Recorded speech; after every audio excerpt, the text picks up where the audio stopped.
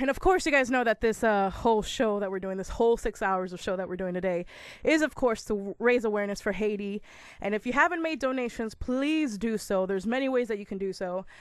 Some of the websites that I go to make donations, excuse me, one of them being Partners in Health, where you can go to standwithhaiti.org, or Yele, YELE.org. Of course, you can also donate to the Red Cross, redcross.org, and of course, doctorswithoutborders.org.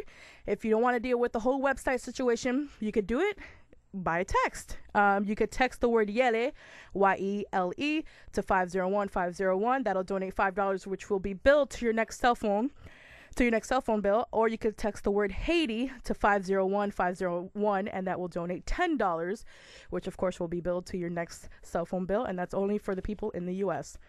Now, I said during the show that we were going to have a few guests on, and this is, of course, we like to have laughs, we like to have fun, but this is, of course, to raise awareness for Haiti.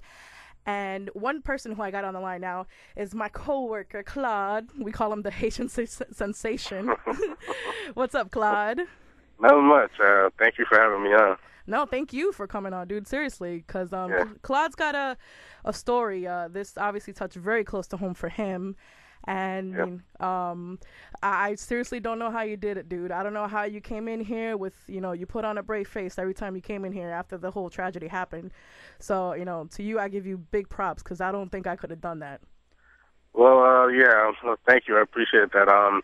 No, I mean, it pretty much goes back to well, my mother passed away 5 years ago of cancer, and she used to always tell me, if I pass away, does life stop?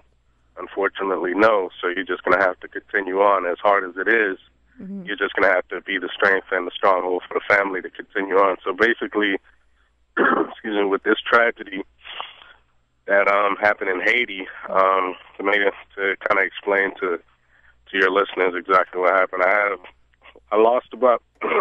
Originally I had lost 6 family members.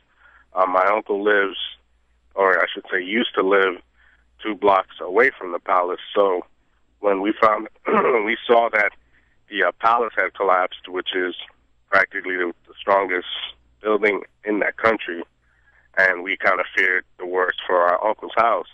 And it turns out his neighbor's house collapsed on to his house, and all 6 individuals who were inside the house perished. He somehow made it out alive. And with the communication situation over there, at first we heard he was unconscious, blah, blah, blah, this and that. Then we later found out that he was okay.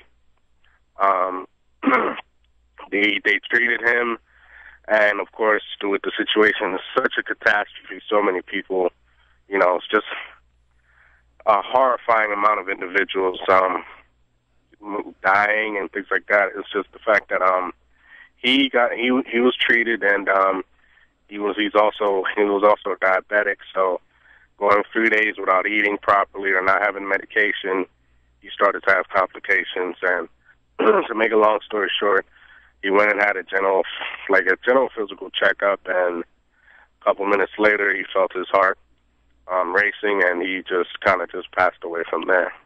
And so that brought a total of 7 individuals we lost, and approximately probably about 2 or 3 we haven't heard from. So we pretty much assume that, since we haven't heard from them at this time, that they're pretty much gone. Mm-hmm. Wow. From this whole tragedy that's happened in Haiti, because I have family in Dominican Republic, and when talking with them, I was, they were saying it was so strong that they felt it, hundreds of miles away. Yeah, definitely. And to hear that, I was just like, wow. Like, I can't imagine how to go through with that, to go through that. And then in a matter of less than 30 seconds, your whole life is turned upside down. Yeah, really, because it's just, like I said, it's it's an island, it's a Caribbean island. Actually, the only thing is I know from studying a little bit the actual situation.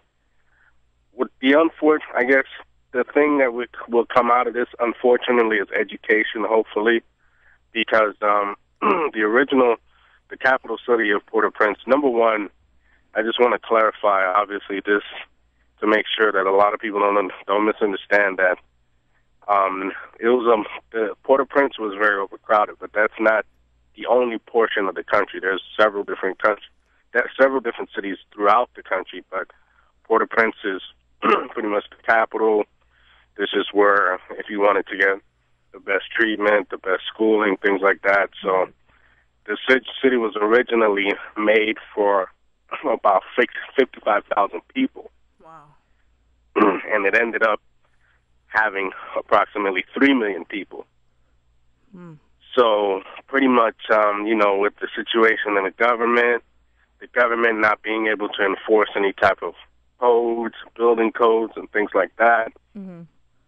And it was just a catastrophe waiting to happen. And unfortunately, we thought that, they would learn from approximately, I think it was like 4 or 5, that four hurricanes within the past, 4 years. Yeah. And then you had flooding that pretty much wiped out the city of Gonaives. Mm-hmm. And then you have this earthquake. And then let's not forget that they suffered 30 aftershocks afterwards. Wow. And that's like an average of 5.9. That's practically just nothing but earthquakes afterwards, but just in shorter increments. Right.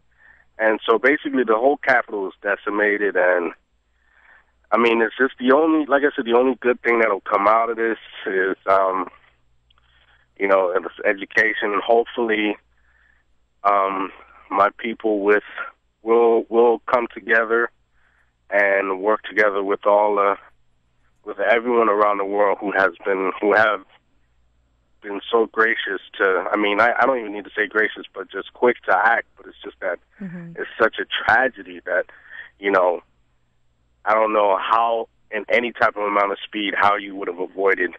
I mean, it's something that we can't really comprehend because of the simple fact that, it's just happened all of a sudden. And, like I said, for me, it hit me kind of hard because my uncle was he was the patriarch of the family. On my mother's side, it was the family of brothers and sisters of 10.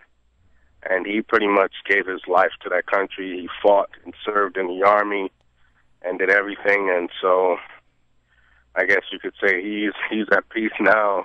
Mm-hmm. And then, unfortunately, the only thing I could say is, in this unfortunate situation, my family in Haiti actually knew what happened to him and that were able to have their own private burial service, whereas thousands upon thousands upon thousands of other families will never know exactly what happened to their family. Right. And their families being buried in mass graves, which is, to this day, is being pretty much filled up. I mean, sorry to get too graphic. No, it's okay, because trust me, we're uncensored. It doesn't matter. You can say pretty much whatever you want.